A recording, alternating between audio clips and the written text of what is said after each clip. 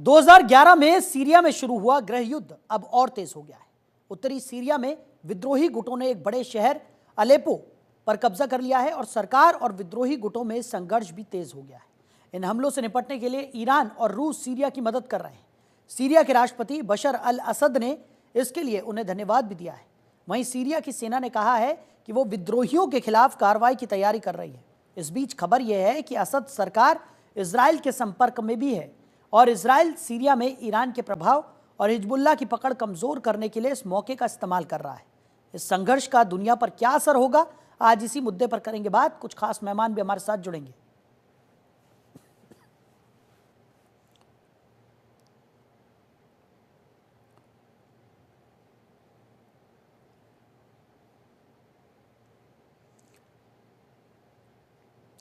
तो retired group captain UK Devnath ji रक्षा विशेषज्ञ हैं, वो हमारे साथ जुड़ गए हैं। साथ ही साथ retired colonel TPS Tyagi ji भी हमारे साथ हैं, वो भी रक्षा विशेषज्ञ हैं, वो भी हमारे साथ इस चर्चा में साथ निभाएंगे। तो आप दोनों ही मेहमानों का बहुत स्वागत है जनतंत्र टीवी में। सबसे पहले शुरुआत करते हैं देवनाथ जी के साथ। देवनाथ जी, सीरिया में जिस तरीके की तस्वीरें निकलकर सामने आ रही हैं और पहली जो तस्वीरें निकलकर सामने आई उसने ये साफ तौर पर जाहिर कर दिया कि जो ये हमला हुआ वो काफ़ी भयावह था और आने वाले समय में इस हमले की जो स्थिति है वो और ज़्यादा गंभीर यहाँ पर हो सकती है। कई महाशक्तियां यहाँ पर टकरा सकती हैं। कैसे देख रहे हैं, क्या कहेंगे सर?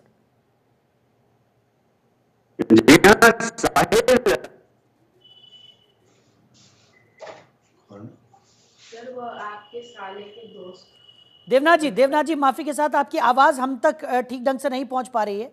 जल्दी से हम इस ग्लिच को ठीक करके वापस मैं आपके पास आऊंगा। त्यागी साहब हमारे साथ हैं। त्यागी जी, सवाल वही कि जिस तरीके की स्थिति इस वक्त देखने को मिल रही है, कैसे देख रहे हैं आप? देखिए, ये स्थिति अचानक नहीं बनी है, ये स्थिति बनाई गई है। आप उसको यहाँ से कंसीडर कीजिए कि अमेरिका ने पहले एक अरब क्रांति 1 की थी, जिसमें टूनीशिया हो या अल्जीरिया हो या लीबिया हो, इन देशों के तख्ता पलट कर दिए थे। अब ये दूसरी अरब क्रांति का एक प्रारंभ है, यूं समझ लीजिए। कारण ये है कि पूरे मिडिल ईस्ट के अंदर अमेरिका अपना प्रभाव रखना चाहता है, क्योंकि यहाँ पे ऑयल प्रोड्यूसिंग कंट्रीज हैं और इसी वजह से उसने 1948 में इजराइल को बसाया था। अब आपने जो प्रश्न पूछा, आप देखिए कि जैसे ही लेबनान और इजराइल के बीच में समझौता हुआ, सीज फायर हुआ, वैसे ही यहाँ पे अटैक शुरू हो गया सीरिया के अंदर। यानी कि वो ये चाहते थे कि जब ये एक्शन लिया जाए उस समय हिजबुल्लाह कमजोर हो चुका हो। हिजबुल्लाह कमजोर हो चुका, उसके कमांडर मारे जा चुके। स्थिति ये हो गई कि जिस हिजबुल्लाह ने सीरिया के बशर अल असद को 2011 की क्रांति में बचाया था, उसने बचा लिया था। उस समय के विद्रोह को दबा दिया था हिजबुल्लाह ने। अब उस हिजबुल्लाह ने कह दिया कि मैं अपने ट्रूप्स नहीं भेजूंगा, मैं अपने लड़ाके सीरिया में नहीं भेजूंगा। यानी कि ये थी कैलकुलेशन, ये थी टाइमिंग। अमेरिका ने एसटीएस यानी कि हयात तहरीर उल शाम, इस एसटीएस के साथ में इनकन्वीनियंटली अल-कायदा भी, आईएसआईएस भी और इनके साथ में टर्की भी, क्योंकि टर्की में जो लोग उत्पात मचाते हैं, जो कुर्द हैं, उन्हें सीरिया ने जगह दे रखी है। यानी कि अब अमेरिका, इजराइल और टर्की की तरफ से supported STS, supported by ISIS and Al Qaeda, इन्होंने अटैक किया और एक बिजली की रफ्तार से 24 घंटे के अंदर या 2 दिन के अंदर एलेप्पो पे कब्जा कर लिया। पर एलेप्पो पे कब्जा करने का मतलब खास बात देखिए, उनके महल पे कब्जा कर लिया। यानी कि सीरियन आर्मी इतनी कमजोर थी कि वो अपने प्रेसिडेंट के महल को भी नहीं बचा पाई। उनके एयरपोर्ट पे कब्जा कर लिया, उनके मिलिट्री स्टेशन पे कब्जा कर लिया। इस एयरपोर्ट पे जो कब्जा किया, यहाँ का मतलब क्या हुआ? ये हुआ कि वहां के जो एयरक्राफ्ट और हेप्टर थे वो इन विद्रोहियों के पास आ गए और अब रशिया को वहां पे अपना आर्मामेंट भेजने में तकलीफ होगी। यानी कि उसका एक सप्लाई रूट काट दिया। बशर अल असद को सपोर्ट करने वाले हैं रशिया और ईरान।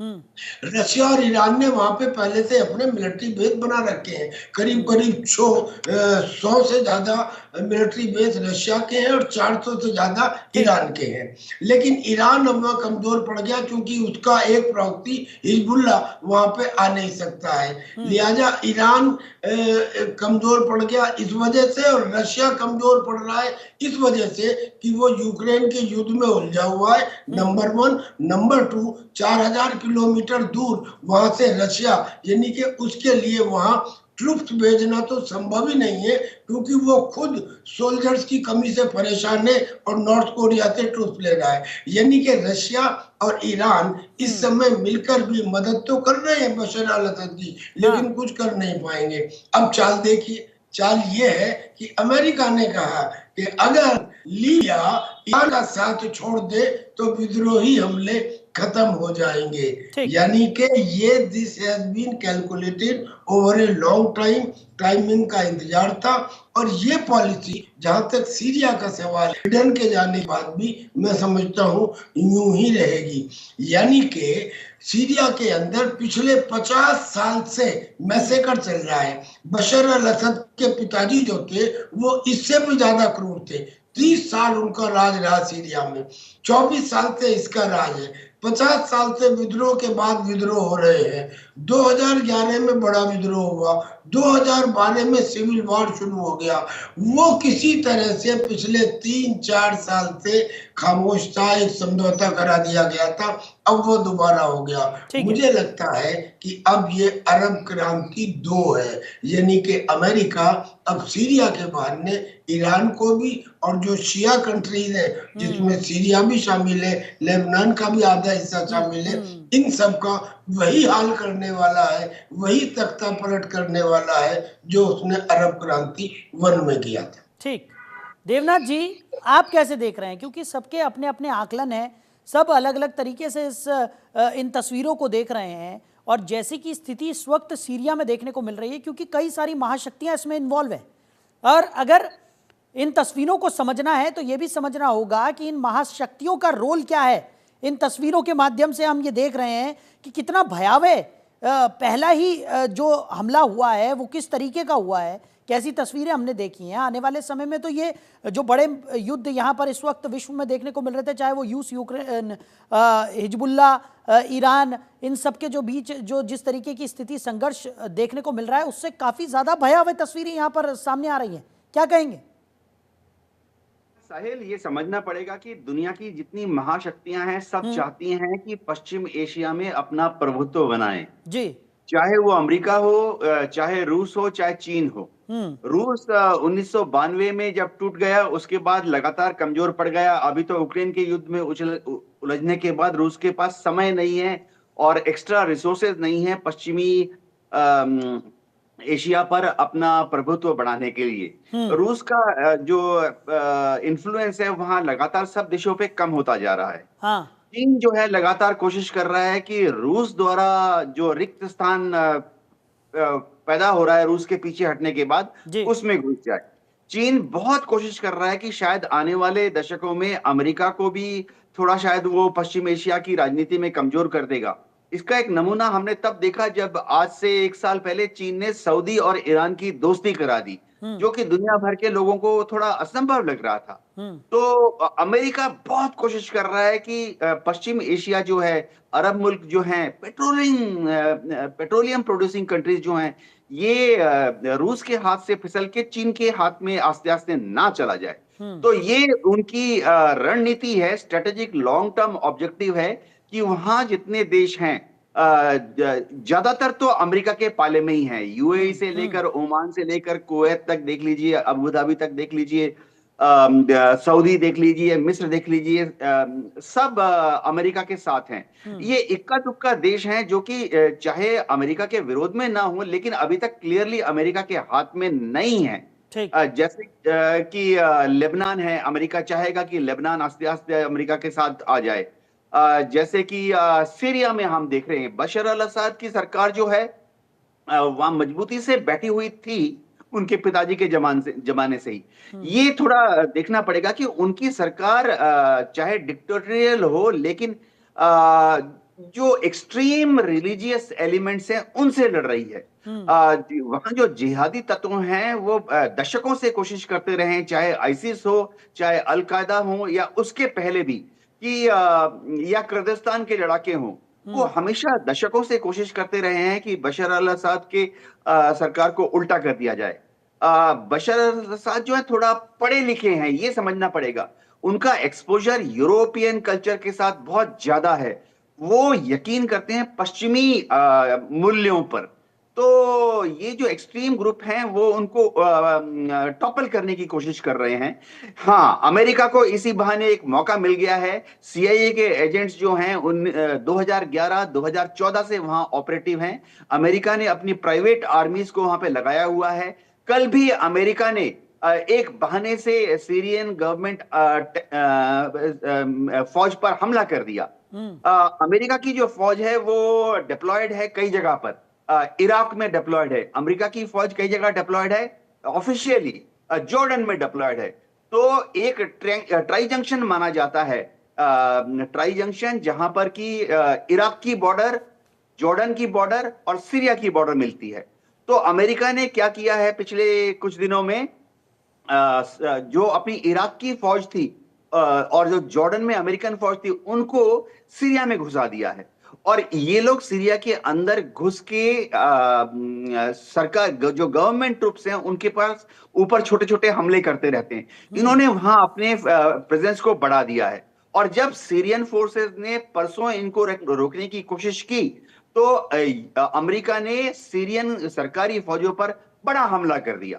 तो कुल मिला के बात है कि इस खेल में अभी अमेरिका तुर्की की मदद ले रहा है, अमेरिका कुर्दिस्तान के लड़ाकों की मदद ले रहा है, और जो आईसिस या अलकायदा के रेमिनेंट्स हैं उनकी मदद ले रहा है, और कोशिश कर रहा है कि वो आस्ते आस्ते एलेपो से हमा होते हुए दमिश्क की तरफ पहुंच जाए।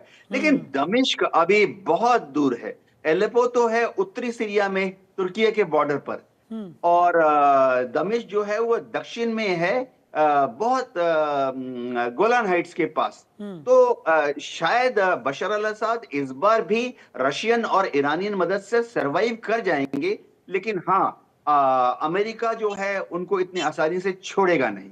ठीक जी त्यागी साहब, आपका क्या कहना है? क्योंकि अलेपो की बात करें तो विद्रोहियों का कब्जा हो गया है, और जिस तरीके की स्थिति इस वक्त देखने को मिल रही है, आने वाले समय में ऐसे भी कयास लगाए जा रहे हैं, कई रक्षा विशेषज्ञों का यही कहना है कि स्थितियां जो है वो और गंभीर होंगी। हालांकि विश्व वॉर अगर होती है या नहीं होती, इस पर अभी किसी तरह से पूरी तरह साफ कोई नहीं कह रहा है, लेकिन फिर भी अलग अलग कयास यहाँ पर जरूर लगाए जा रहे हैं। आपका क्या कुछ कहना है? देखिए फ्रेंड, रशिया के और यूक्रेन के युद्ध में या इजराइल और ईरान के युद्ध में इतनी सारी कंट्रीज आमने सामने नहीं आई हैं जितनी सीरिया में आ गई हैं। आधे दर्जन से ज्यादा कंट्रीज इसमें लड़ रही।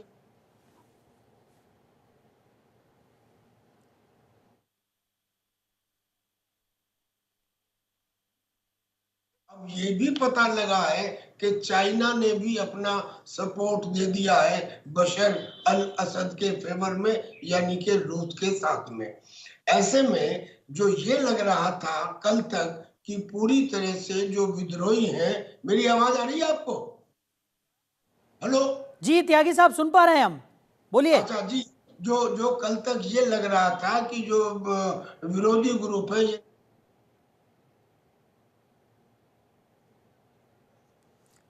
तो त्यागी साहब से हमारा संपर्क यहाँ पर टूट गया है, उनसे दोबारा जुड़ने की हम कोशिश यहाँ पर ज़रूर करेंगे।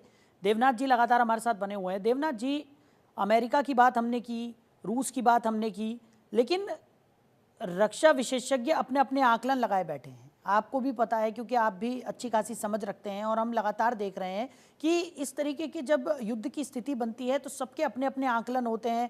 युद्ध को लेकर कोई सटीक टिप्पणी यहाँ पर कर नहीं सकता, क्योंकि कब युद्ध किस करवट चला जाए ये कोई नहीं बता सकता। क्योंकि हमने देखा है कि जो दो बड़े विश्व में युद्ध चल रहे हैं उनका किस तरीके से कई तरह के आकलन निकलकर सामने आए, लेकिन सब कुछ एक झटके के अंदर बदलता हुआ दिखाई दिया। ऐसे में अगर सीरिया की अगर हम इस वक्त बात करें तो अमेरिका, रूस, जो इस वक्त जो बड़ी बड़ी महाशक्तियां हैं जो आपस में टकराने की कगार पर हैं, अगर वो आपस में टकरा जाती हैं तो क्या इसे वर्ल्ड वॉर के रूप में देखा जा सकता है? साहिल, सीरिया में सिचुएशन बहुत ही गंभीर है। ये सोचना पड़ेगा क्या इसमें वर्ल्ड वॉर हो सकता है। सीरिया के राष्ट्रपति जो हैं बशर अल असद, उनको जाहिर बात है ईरान से बहुत सपोर्ट मिल रही है, रूस से बहुत सपोर्ट मिल रही है, आसपास के जितनी शिया ताकतें हैं उनसे भी उनको सपोर्ट मिल रही है। हाँ। और उनके विरुद्ध में जो खड़े हैं कौन है, जैसे तुर्की है, उनके विरोध में खड़े हैं इजराइल, अमेरिका डेफिनेटली वहां पर है। लेकिन ये सोचना पड़ेगा साहिल कि देखिए, पश्चिमी मीडिया का एक शब्द है, पश्चिमी मीडिया बार बार इनको बोल रही है कि ये रेबल्स हैं। अब इस शब्द का इस्तेमाल दिखाता है कि पश्चिमी मीडिया इन लोगों को आतंकवादी शब्द का इस्तेमाल नहीं कर रही है, जबकि ये जो हैं ये किसी भी नाम से सामने आ जाएं, ये असल में टूटे फूटे टुकड़े जो अंश बच गए थे अलकायदा के या आईसिस के हैं, आईसिल के हैं, तो ये असल में रेबल नहीं है, ये आतंकवादी हैं, इस्लामिस्ट जिहादी हैं। ये लोग वहां पर अपना एक शासन बनाना की कोशिश कर रहे हैं जिसमें कि शरिया के मुताबिक सीरिया चलेगा। इन लोगों को बशर अल असद की सरकार, जो कि आप सीरिया में जाएंगे आप हैरान रह जाएंगे कि महिलाएं जो हैं सड़कों पे घूम रही हैं और कोई बुर्का पहनना कोई खास जरूरी नहीं है वहां। हिजाब पहने रहना महिलाओं के लिए कोई खास जरूरी नहीं है। क्लब्स हैं, रेस्टोरेंट हैं, तो ये जो है असल में आतंकवादी हैं। उन्होंने बहुत, देखिए, जब तक आईसिस थे, अलकायदा थे, तब तक तो अमेरिका इनको दबाने की कोशिश कर रहा था, लेकिन जैसे ही ये लोग बशर अल असद के विरुद्ध में चल पड़े, अब तो अमेरिका इनको मदद कर रहा है। ये समझना पड़ेगा कि दोनों ही अपने अपने प्रॉक्सीज से लड़ाई कर रहे हैं, जिसमें फिलहाल अमेरिका, तुर्की, इजराइल का हाथ ऊपर पड़ रहा है। हिजबुल्लाह जो है इस वक्त बुरी तरह से एंगेज्ड है इजराइल की लड़ाई में। तो हिजबुल्लाह अपने जो सपोर्ट है, मिलिट्री सपोर्ट, उसको खुलकर बशर अल असद के सपोर्ट में डिप्लॉय नहीं कर सकता सीरिया के अंदर। इस तरह से ईरान में भी एक आंतरिक द्वंद्व है। राष्ट्रपति पेजेश्कियान नहीं चाहते हैं कि ईरान फिलहाल अलग अलग जगह पर अलग अलग युद्ध पश्चिमी ताकतों के विरुद्ध लड़े। तो पेजेश्कियान ने भी अपनी आईआरजी के जो टुकड़ियां हैं या आईआरजी स्पॉन्सर्ड जो ताकतें हैं उनको रोका हुआ है, कंट्रोल में रखा हुआ है। जी साहिल। ठीक है त्यागी साहब, आपके अंदाज में, क्योंकि समय हमारे पास बहुत कम बचा है, आज ज्यादा आपके साथ चर्चा हम नहीं कर पाए तकनीकी खराबी के चलते, लेकिन आपके अंदाज में अगर मैं जानना चाहूं कि जिस तरीके की स्थिति इस वक्त देखने को मिल रही है, कैसे देख रहे हैं? इसका कोई समाधान नजर आ भी रहा है या आने वाले समय में और गंभीर स्थितियां आप समझ पा रहे हैं कि होने वाली हैं? देखिए, वर्तमान समय में समाधान खुद अमेरिका ने बताया है कि अगर सीरिया ईरान का साथ छोड़ दे या ईरान सीरिया का साथ छोड़ दे तो ये खत्म हो जाएगा। लेकिन ये समाधान को कोई एक्सेप्ट करेगा क्या? अब सवाल ये, आपने बिल्कुल ठीक कहा था कि युद्ध में कुछ नहीं पता लगता कब क्या हो जाए। इराक ने अपने 30,000 ट्रूप्स और 5,000 टैंक भेज दिए हैं सीरिया में बशर अल असद के साथ लड़ने के लिए। हुती ने और जो और ईरान के प्रॉक्सी संगठन हैं उन सब ने 5-5, 7-7 हजार ट्रूप बाकायदा आर्टिलरी माउंटेड ट्रक्स के साथ सीरिया के अंदर भेज दिए हैं। और उधर चाइना ने, चाहे उसके वहां पे लोग आए या ना आए, लेकिन उसने अपनी सपोर्ट जाहिर कर दी है रशिया, ईरान और सीरिया के साथ में। यानी कि एक बड़ा धड़ आ गया अब बशर अल असद के साथ। लेकिन प्रॉब्लम ये है कि बशर अल असद चाहे कितने भी वेस्टर्नाइज व्यक्ति हो, लेकिन इन्होंने और इनके पिताजी ने जो मैसेकर्स किए हैं, 30 साल इनके पिताजी ने रूल किया, 24 साल इनको रूल करते हुए हो गए। इन्होंने बहुत हैवी और आयरन हैंड से लोगों को और विद्रोह को दबाया है। लिहाजा विद्रोह अगर दब भी जाता है तो उठेगा। चूंकि बस लास्ट पॉइंट, चूंकि ये पहला कंट्री में पिछले कुछ सालों में हम देख रहे हैं कि number of country involved in Syria is हाँ। much more than Russia-Ukraine war या ईरान-इजराइल बिल्कुल, war। बिल्कुल। लिहाजा मुझे लगता है कि अगर युद्ध का बड़ा और अगर वर्ल्ड वार ठीक शुरू सर, ठीक हुआ है। तो मुझे लगता है कि सीरिया से शुरू होगा, क्योंकि सुपर पावर्स इसमें इन्वॉल्व हैं डायरेक्टली। ठीक है सर, समय की कमी के चलते हमें इस चर्चा को यहीं विराम देना होगा। आप दोनों ही मेहमानों ने अपना कीमती समय हमारे साथ साझा किया, इसके लिए आपका बहुत शुक्रिया। तो सीरिया में जिस तरीके के हालात बन गए हैं, कई लोगों का आकलन है कि विश्व युद्ध का काउंटडाउन शुरू हो गया है। हालांकि अभी खुलकर और स्पष्ट रूप से कुछ भी नहीं कहा जा सकता, क्योंकि युद्ध कब किस करवट बदल जाएगा ये कोई नहीं बता सकता। फिलहाल नजर बनी रहेगी। हमारी इस खास पेशकश में इतना ही। बने रहिए और देखते रहिए जनतंत्र टीवी। नमस्कार।